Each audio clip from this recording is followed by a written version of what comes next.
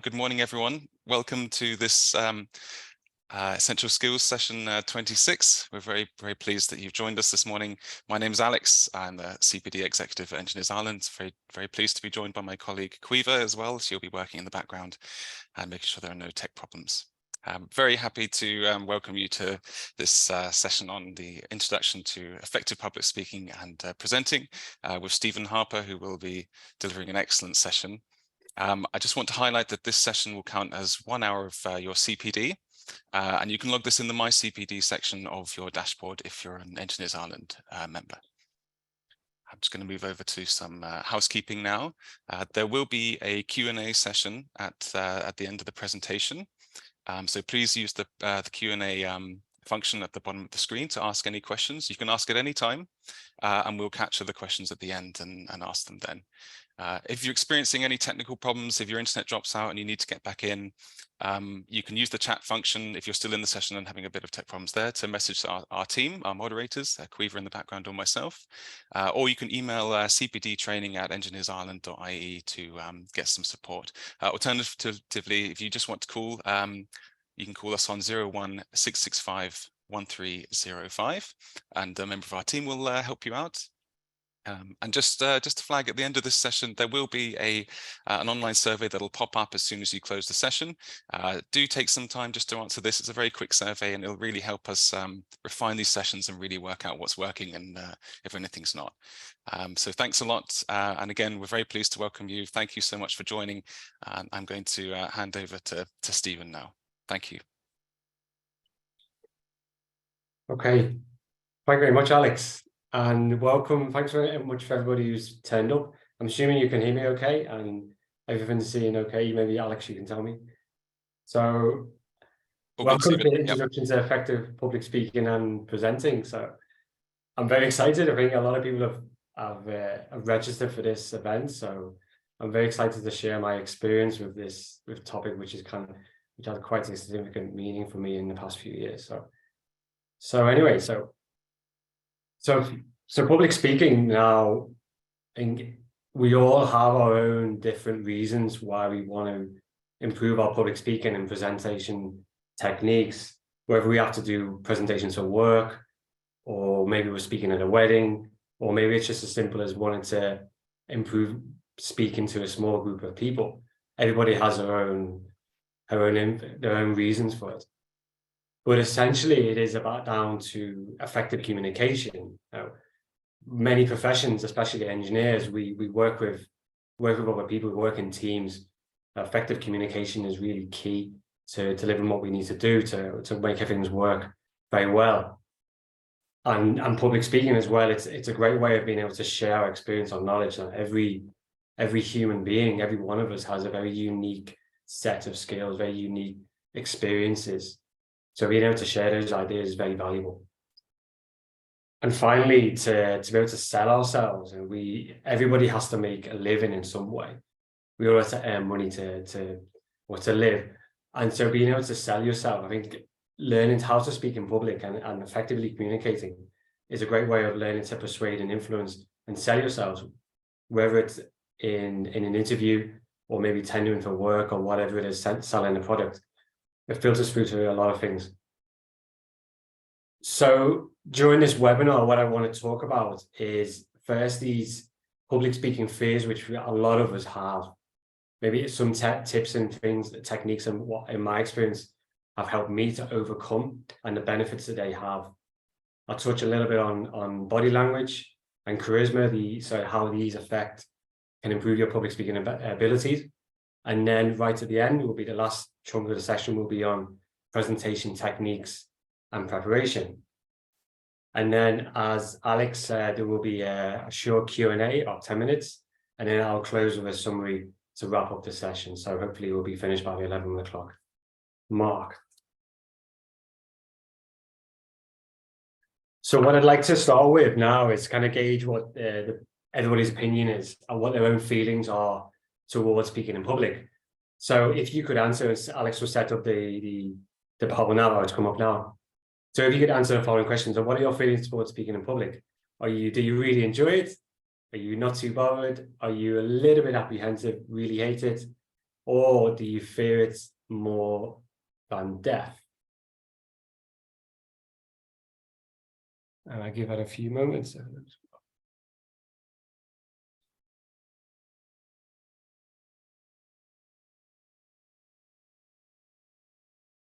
Very quick.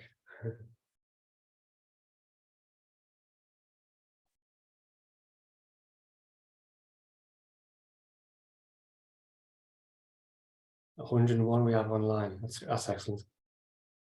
That's a great turnout.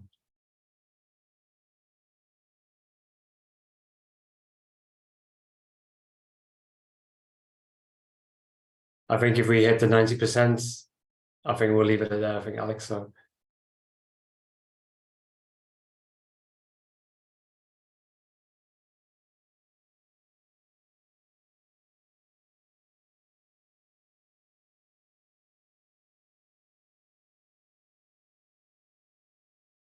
Should we leave it there? Okay, great. Wow. I'm always really interested in these results. So 4 people say they really enjoy it. So that's a great news, because I suppose we have a few volunteers for our activity later. I'm going to join. So a few people say not too bothered, kind of a little bit apprehensive. Some 22% really hate it, and a few 10 people fear it more than death. Okay, that's really interesting. So I can get rid of it, move that out of the way.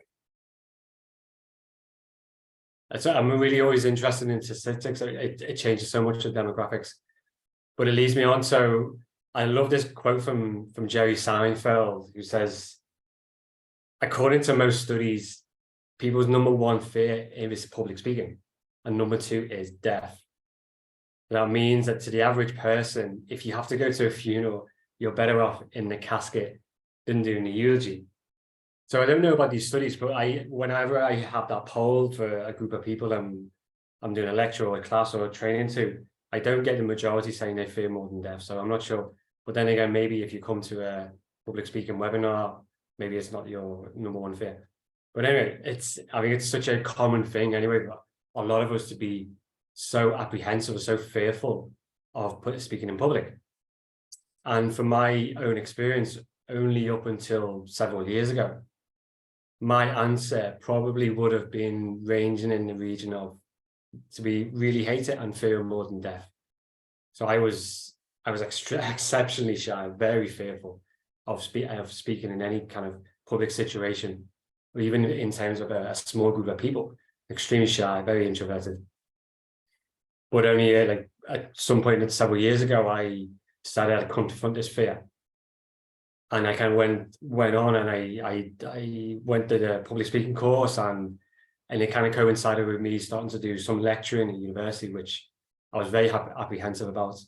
But it did so much for me, and I feel so much more confident in me. And if I can do it, I think many other people can as well. And it's a major change in the way I am now.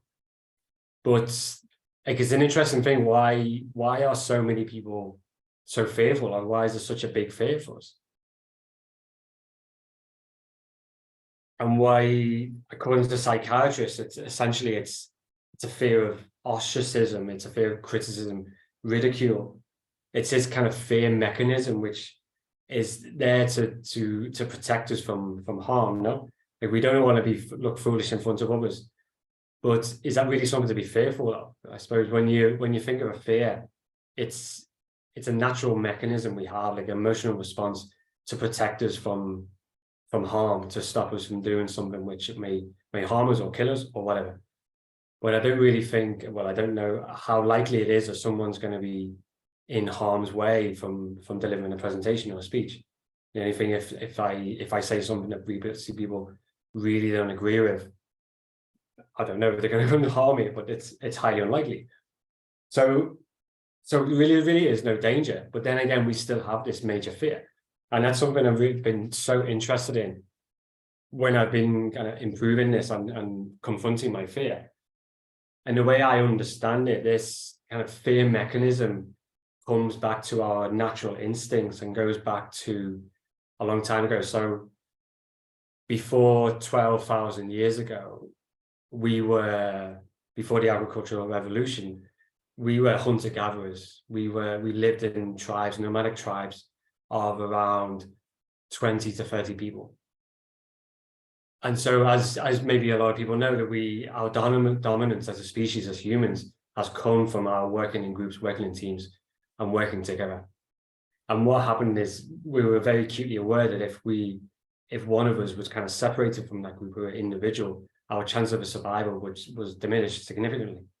As an individual human, we're not fast, we're not particularly strong, we're not very capable easily of surviving by ourselves or thriving by ourselves. So that became kind of acutely aware and very much ingrained into our mechanism. And so we knew that if we weren't part of the pack, if we weren't part of the tribe, that meant harm or certain death. Okay, so acceptance by our tribe, acceptance from the group became like a survival need. We needed to be accepted because it meant a matter of life and death. So this is why I think this is kind of ingrained into our mechanism, into our survival instinct, and into our emotional response. And I think this has been a fascinating thing to realize, because I really like to understand why we are the way we are. A lot of time, like I'm an engineer, I like to understand how and why things work.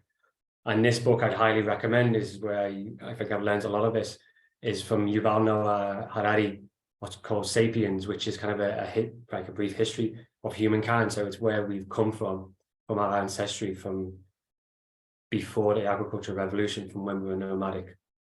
Okay.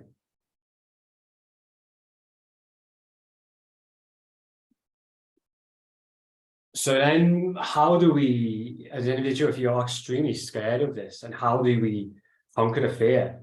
Like, how do we reprogram our minds to say, no, this is a safe situation where it's okay for us to put ourselves out there, to speak in front of others, to share our opinions.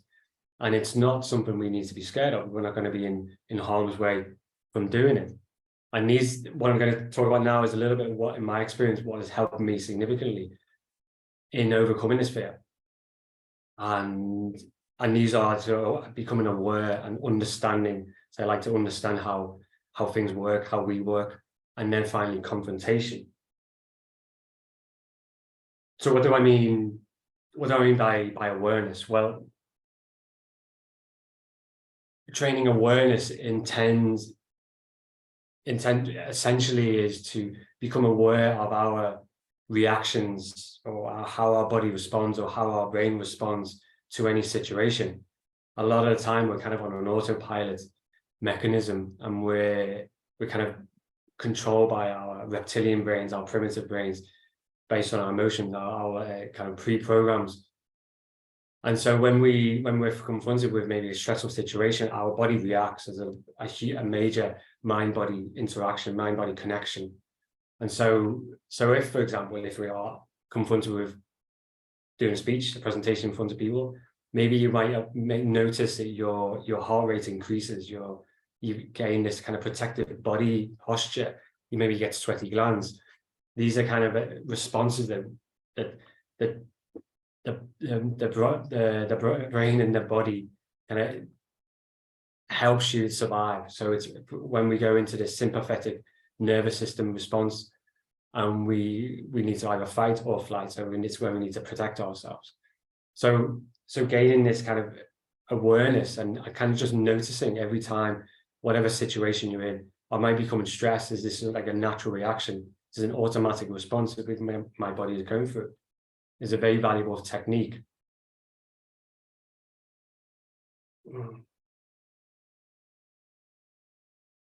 And then to kind of combine that with an understanding. So it's all good to become aware of how you react, but then to understand maybe why you're reacting. And this is essentially all of the understanding, maybe what I've just explained previously, is understanding why we are like this, why we built like this, why am I so fearful? And it's maybe because of this mechanism, which is it's just reacting to a situation where I think I'm going to be in harm's way. But or just keep trying to think logically that this fear is really just, in most instances, just a way of helping me to protect myself, but there is no harm. It's maybe impeding on my ability to perform well.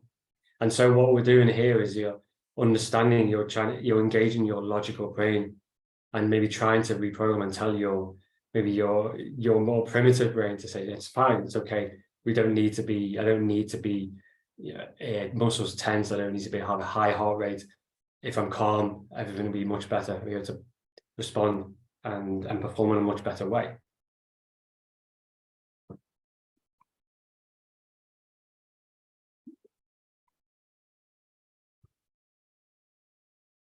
And finally, so confrontation. So it's all about like having the tools of that and becoming aware, which takes a lot of practice, and understanding, which maybe take a lot of study.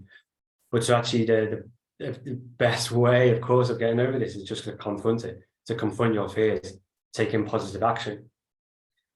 And because it really does work, the more you confront a fear, the more you confront a stressor, you get stronger and more resilient to it every time. And we have this system, which is very recently discovered, called the endocannabinoid system. And what this is a mechanism of our bodies, which means that whenever we're confronted to a stressor, when we're exposed to a stressor, for example, exercise or maybe a cold shower or cold exposure or public speaking, is our system activates. So that means it kind of remembers what's happened. So the next time it's a little bit easier, maybe have a little bit more calmness and confidence to it. What I say about is every time you confront as well is trying to be aware of how your body is reacting. And because a lot of the time it's just being created in our minds a lot of the time. And the reason I put these two images up here as well, I've kind of done this training and tried to become aware of every time how I react every time. And not very long ago, a couple of months ago, I was going through YouTube through some videos. I remember one video I came across, which was a mountain climber, and he was climbing up on a cliff edge, extremely high, and he had his camera and he was looking down over the edge, and this was several hundred meters above the ground. And I could feel because I have a bit of an issue with heights as well. So I could feel my body almost responding as if I was getting scared, as if I was there. But I was perfectly safe. I was on my sofa I was in no danger whatsoever. But my mind was interpreting that as if I was there. So I was starting to react as if I needed to keep myself safe. So these two kind of fears are quite common. So scared of heights or scared of spiders as well. People are very scared of spiders. And hopefully you know that at the moment you're not in any danger of a spider or falling off a cliff or anything like this. But I kind of just wonder and ask everybody, if you just looked at these images and like maybe what response that creates, maybe just look at it and it kind of start maybe you respond to it. Maybe is that your mechanism then starting to activate and maybe a fear mechanism and you might want to try and protect yourself from it. And that's what it is essentially. You're practicing the awareness, and the more you do that, the more you confront it, the more you become aware, the easier it gets. And in my experience, it's still a little. I think I was always going to have these kind of nerves, apprehension, as I am right now, but it is much more manageable every time you do that.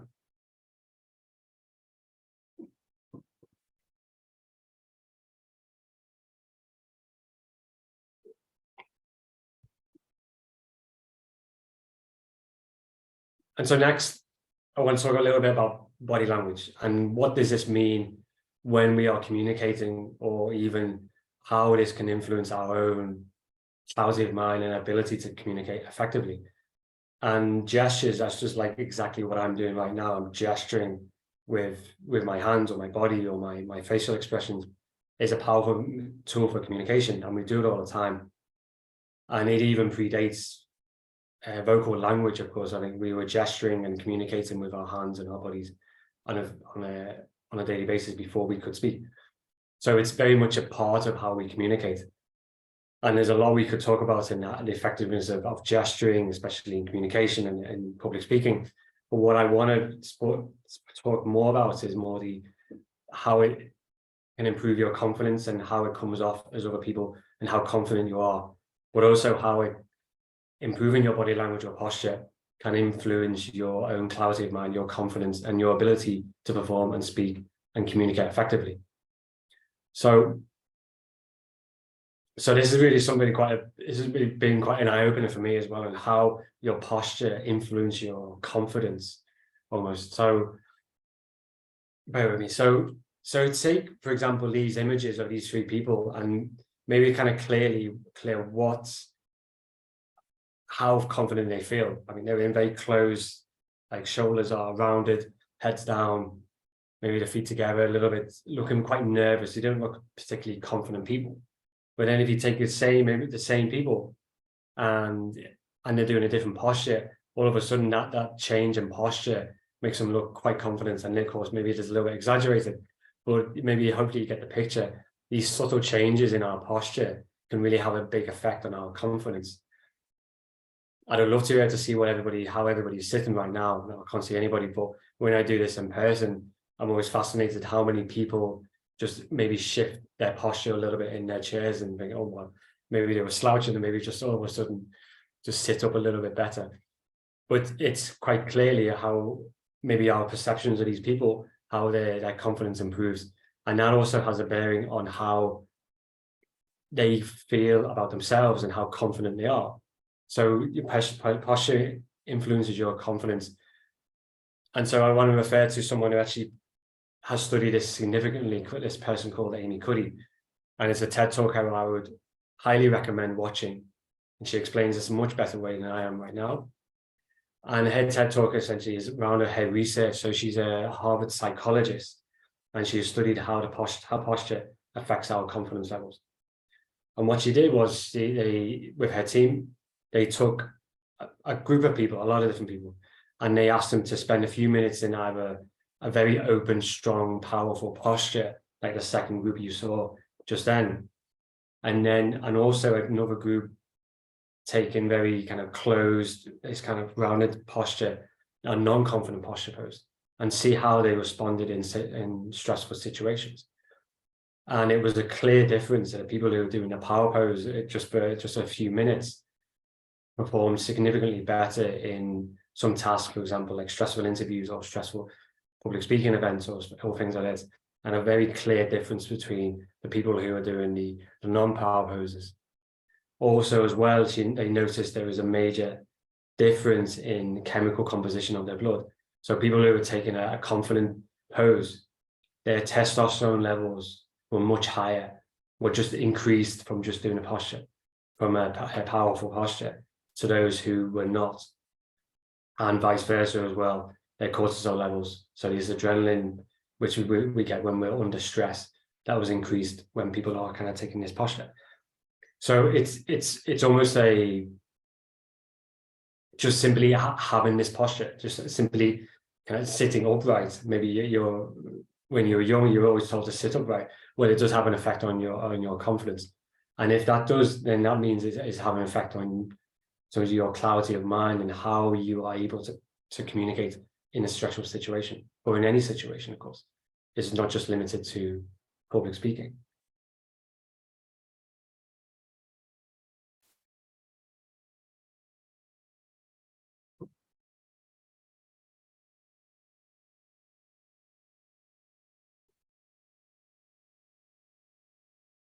And so next, on charisma, and its importance on delivering a message or effective messaging.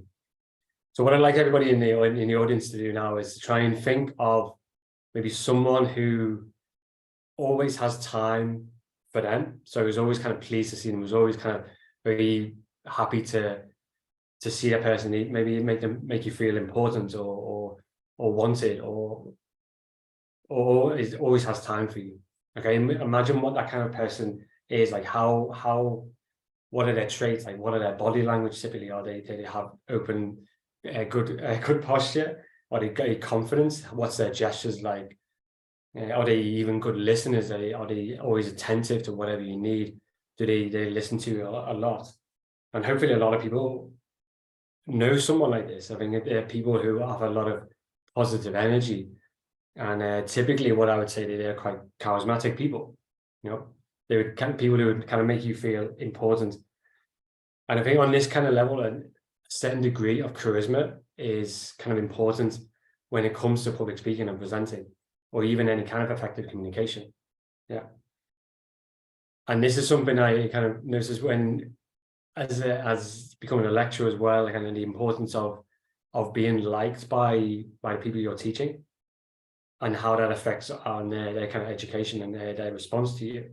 So I was watching a TED talk so TED talks sometimes have ones that's specific to education. And there was one TED talk which was fascinating by a high school, a US high school teacher. And she was describing this encounter with a rather disgruntled kind of someone who was a bit fed up with their job, a disgruntled teacher. And he was saying something along the lines of, well, they don't pay me to be nice to the students, they pay me to teach it. To which she responded, well, if the students don't like you, then they're not going to learn anything from you, as if obviously.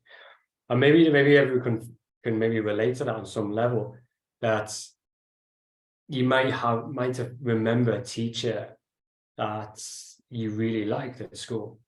Like, what was that teacher like? Was he charismatic? Was he always had time for you? He was very patient, I suppose, easy to listen to. And how much of an effect did that have on your learning? Did you learn more from them? Now, I'm not saying from the teachers you hated, which I think we all had. I'm not saying you didn't learn anything from them, but maybe it was a bit more of a struggle to learn their subjects. And I think that's quite a big thing, because essentially if you don't really like the person who's communicating to you, how much more receptive and open to their message are you than compared to someone you do like. And I'd like to reference this book. So this guy, Dale Carnegie, about 100 years ago, this is a fair bit going back a little bit now, wrote this book, which is probably one of his more famous books on how to win friends and influence people. Talks about effective ways of how to interact with everybody around us. And essentially his basic premise, his basic message is that every single person in the world, no matter who they are, wants to have this kind of feeling of importance, because that it kind of elevates our status, I suppose. And if we go back to the example of being in the tribes, in the small groups, in the nomadic tribes, the more important you feel in that tribe, in that society, kind of more safe you feel. The higher the status you have, the more important you feel, the safer you feel, the more likely you are to survive. I think it really goes back to that. So I think as an educator or someone who's passing on a message, making the audience or the people you're telling feel important is an extremely good, effective way of them to be receptive of your message. Now, you could maybe see this as a way of manipulating people, and it really depends on your intent. But with these kind of abilities, like public speaking and presenting, is a lot about persuasion, influences, and getting our message across an effective way. Now, Dale Carnegie as well, I'd reference him as well, because he was very good at delivering public speaking classes as well. And he has another book on public speaking, which I'd highly recommend. And so that kind of brings me on to this whole concept of empathy. So I really think it's important in presenting, in any kind of presentation situations, that we have a certain degree of empathy with our audience. And because the most effective messages are those that consider the receiver. So whether that is like in an email, whether that's in a report that you're writing, or whether that's an order you're shouting across the room to someone, considering that person, how they're going to receive it is extremely important. And on a personal note, when I started lecturing, so at the start, when I started lecturing, I was suffering from imposter syndrome massively. And what I thought, I prepared lectures, or I delivered lectures thinking that I needed to prove something. I needed to show off my experience as an engineer, all the projects I'd worked on, everything I'd done, all the places I've lived, the things I'd done to show that I belong there. But then after like gaining a little bit of confidence and a little bit of experience, I realized, well, it's not actually about me. It's about the students and what they learn from my teachings. It's nothing is about them. They really care about my experience. They want to learn something. And that's a lot of the time when we are presenting, it's people are turning up to learn something from your presentation. So keeping that in mind is extremely valuable. It comes back, a mantra I have in some of my classes is consider the audience, consider what they are going to receive, how they're going to perceive the message.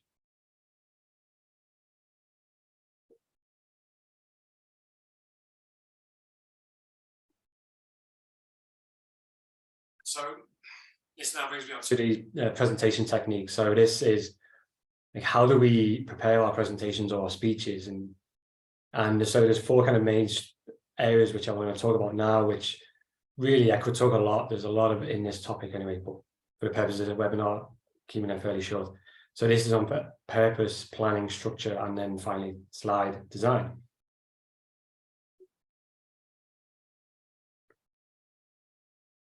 So purpose, I think whenever we prepare anything, whether it is a report, whether it is an email or something, or any kind of message, you're always considering the overall message, like what's the purpose of, what's the point on doing that?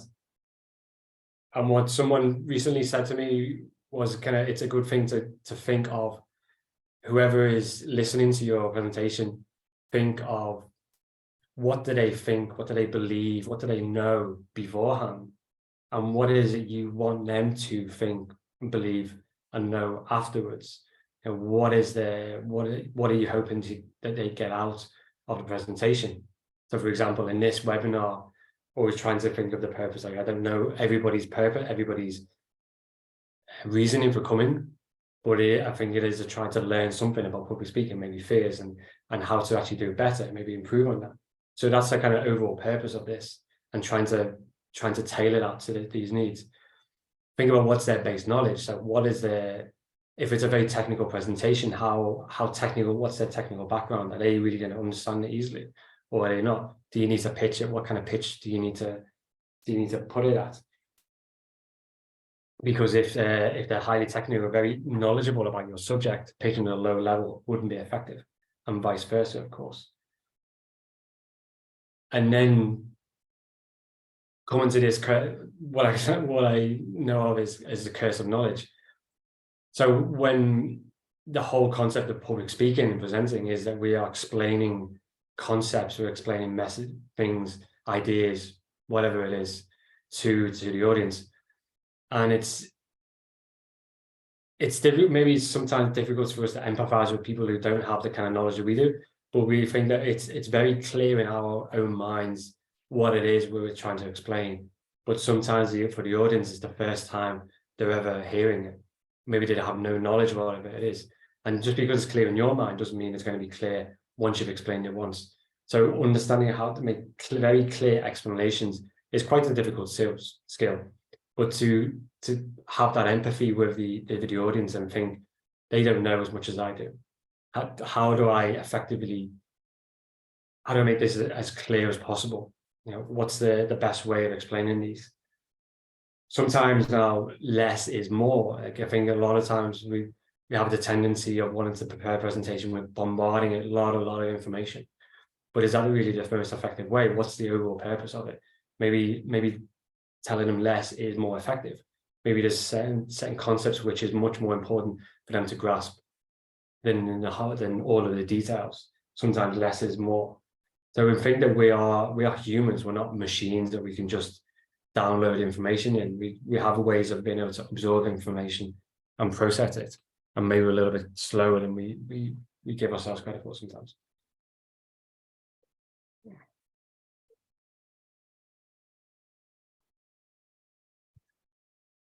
So now planning, and I think it's always really important to plan well. I think I like to try and make things as easy as possible for me. And if you go into a presentation very unplanned, it makes it very difficult, very incoherent. So I would always say to try and write a script in advance, whatever that is. Okay, especially if it's a speech or presentation, just start with writing down the concepts. And what I like to do when I'm preparing anything, even any of my lectures, a lot of the time I create a mind map. So I have in the center, like, what is the topic of the lecture or the presentation, and then start coming off with different ideas on main subtopics which I want to cover, and then subtopics on cost of that. So then based on that, you start creating a script. Planning preparation really makes you a lot more confident in the moment of what you're delivering. I think if you're not so well prepared, that really comes across in your own confidence levels, and maybe makes you less clear, gives you less clarity of mind. It makes you seem like you're in much more control. But also, when writing a script, it's important to have your thoughts and know, but also for timing, but not to memorize, because I think speaking in public presentations should really seem like a natural conversation, and not, it's almost like you're memorizing, you're trying to reel off what you've written. That may seem robotic in some ways. So don't try and memorize, and maybe use a note, which I have here, just to kind of revive your memory so much, is very effective. But like very simple notes that are very clear to see, and not that you want to start trying to read what you want to say. And then rehearsing, but don't try to memorize. I think it's rehearsing, going over it, and maybe going over your mind. I like to try and just go for a walk and revive and go through it in my mind, like what it is, go through the steps. And then this last concept, so the 20 to 25 minutes. This is kind of a concept where it's kind of understanding how our own brains work.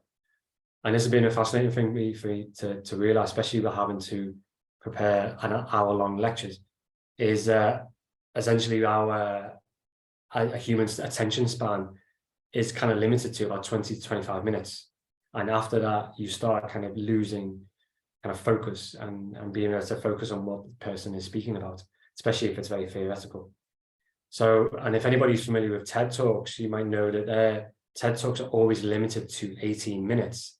So any kind of concept that any presenters who want to deliver a TED Talk has to be within 20 minutes, because that's kind of the attention span that people have essentially. After that, maybe you're kind of losing the audience essentially. One tip that I was kind of given for lectures, for things that have to be prepared for longer than 20 minutes, is to kind of have these kind of natural resets around 20 to 25 minutes. So maybe example. So if you're talking about things that are very theoretical, have like a break, which is like an example, or get the audience to do something like a poll, for example, ask a question, get them to try and imagine something that kind of resets their mind, so that they can then carry on and listen to the rest of the lecture. It's almost like a natural rest, I suppose. And so hopefully I try and do that as much as possible. It doesn't always work, kind of depends on how you do. And what kind of my intention for this webinar, given that it's 50 minutes long, try and have some kind of natural reset. And that is when they're trying to get people to kind of visualize something on some of your previous slides.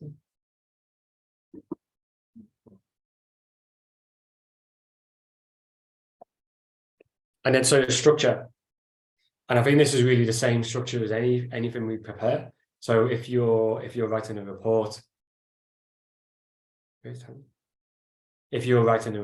or if you're preparing a presentation, you'll think of it as like a story. I think everything that we prepare is like a story, starting with an opening, an introduction, you're setting the scene.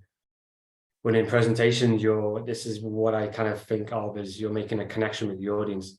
You're making a statement and saying, this is what I'm going to talk about, and this is why you want to listen to me. So some kind of maybe a promise or something that they're going to get out of it, that they want to be attentive to that. I think that's a really important part, especially at the start, to make that connection with the audience, to make that, I think it also relaxes you, but it also kind of makes the audience kind of a bit more perk up their attention. And then of course, the body of the presentation, stories, reflections, support points, all of the points that you want to talk about. And then finally, the conclusion. So we were saying that the opening and conclusion is typically what people remember the most. And the conclusion is that it will be the last thing that they hear of the presentation. So it's what most of the time is what the audience is going to remember the most from it. So it's kind of, you want to reiterate your overall message, your purpose of it. What's the big thing that you want people to take away from your message, your presentation? What's the purpose? So maybe something impactful, or however you want to do that.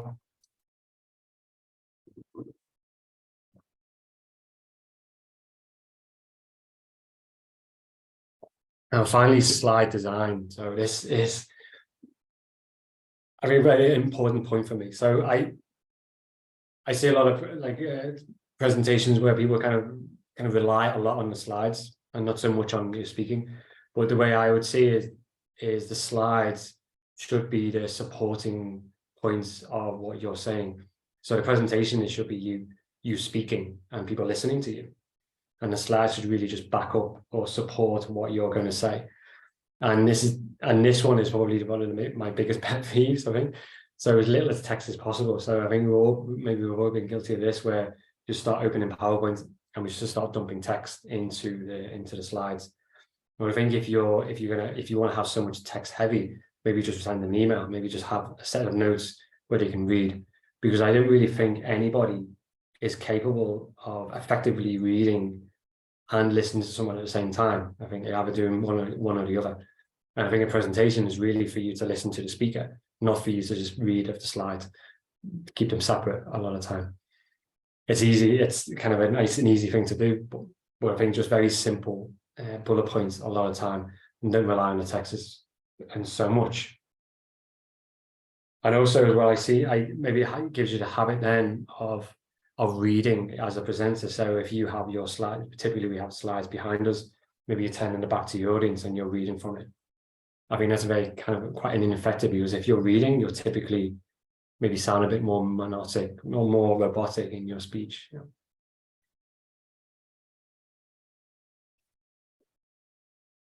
The other thing is powerful, meaning, clearful messages. So images, sorry. And what I know is that people, because we're essentially emotional creatures who can think. And I think our most powerful memories, or things we remember the most, are the ones that when we associate a powerful emotion to that memory. So maybe it's something that kind of generates another memory, or something, another powerful emotion, maybe something that's fearful, like hopefully they went with the spiders, for example. But I think having very powerful images, or maybe images that provoke some kind of emotion in people then associate the message that you're bringing to that with that image, or with that image that maybe they create in your mind. So I would like to say it's like, we could talk a lot about slide design and effectiveness of different slides, but I think as powerful images as much as possible, and maybe not to crowd as well sometimes. It's kind of a tendency of doing that. Simple, powerful, meaningful, clear messages, images, sorry. And then the last one, something which you really don't want to happen, is this concept of death by PowerPoint, is when your audience goes to sleep. Because I think if, as a lecturer as well, maybe if people are starting to drop off, that really affects you as a presenter. You won't be able to be attentive to it. So death by PowerPoint, it can happen. So be mindful of that. Be mindful of how people can maybe react to your presentation. If they're going to find it boring, maybe it's not effective. But anyway, and that's pretty much coming to the end now. I like to just give a thanks to my first year students who posed for this all asleep last week. So I think then I come to the end, and just about on time. So I'm quite pleased about that.